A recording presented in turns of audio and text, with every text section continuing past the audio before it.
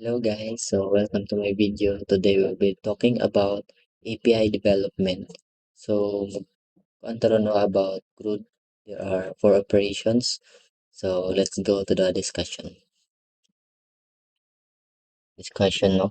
So, karon na atay bata na ini CRUD. Mo siya tong process no. Sa CRUD we have five five na siya in total. Okay, we have get, post, put, or patch, and delete. So, this for CRUD operation, we will be doing this using Postman. So I have a data here, a data set here, named dbg.json file. We have the products here, no?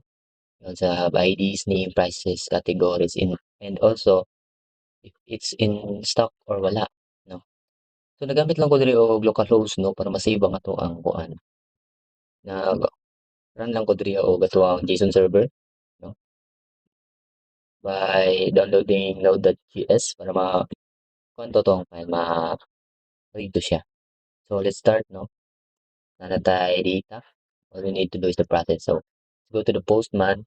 So diri we have this localhost. Kini na localhost, this is kini nasa ko ang laptop na data, no? Pero pwede ta magamit og lain na APIs, no, na magamit ta sa mga daghan man tay pwede gamitan ng mga products, no? Daghan tay pwede data na gamiton.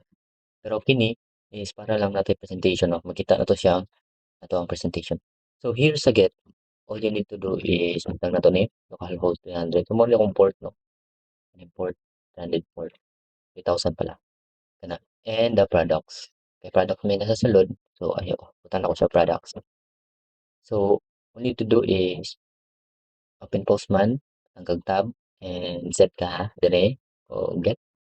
Once you need click that, kini malabas na siya yung product ko total of kuan 13 products ay 14 pala yung isa unang ano. Pero unya pwede na to na siya i-delete. Eh, magbuhat man ta sa operations. So unya ma-delete na to na. Pwede na ma-delete, mag-modify. So first na-show na nato siya. Ang nadra makita na siya diri Also, pwede po nato na siya ma-view diri ato ang Chrome. Kung ano siya ito siya i-click na nahugaw siya. So pag ano to siya diri na limpyo siya on sunod-sunod din siya. So mo to siya ang sa get, no, from the word itself get. Here sa post kini is mag-add lang ta, no, mag-add ta. So natay process diri kini. Sundo nato siya na process kini. Kini nga kuan ato siya task kini. So suppose same gyapon product slash dito mo butang drag add or post ng largo. So pwede siyang i-copy, no? Copy tapos nakauna mosulod ka diri napaka sa kini parameters. Tapos agda lang ka sa body tapos click nimo ang row dapat naka-JSON siya. JSON. JSON. You need to do it paste here and name. For example, kuan ini baso electronics sa to pero baso ang ibutang. So price na to is 44 444 44. Tapos sa category niya kay kuan siya pang shop. Pang shop. The NF is when it stands for true or false is siya or wala. So pwede na true, true. True or pwede siya once false basta wala na stock. Ito ni once na mabuhat na nimo so automatic siya magbuhat og ID, no? Pero nabutang kaya gid siya kay naka-created man. Nasave ya jud. So try to check sa to ang JSON file. Tara 5C80, 5C8, 5CC8. I mean, baso pang shot, di ba? And then, wala na siyang suppose, no? So, karon natapot sa put or update. So, select na to kung kita itong i-update niya. So, nato na siya. Paste na to. So, karon suppose, i-update na to ay no, sa data tamad ka na sa itong data. Sample na to yung PTC 7A. Yan siya. Put na ako sa dali ko ready.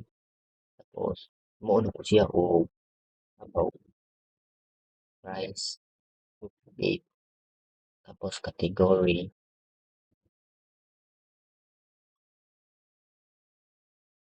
Oh,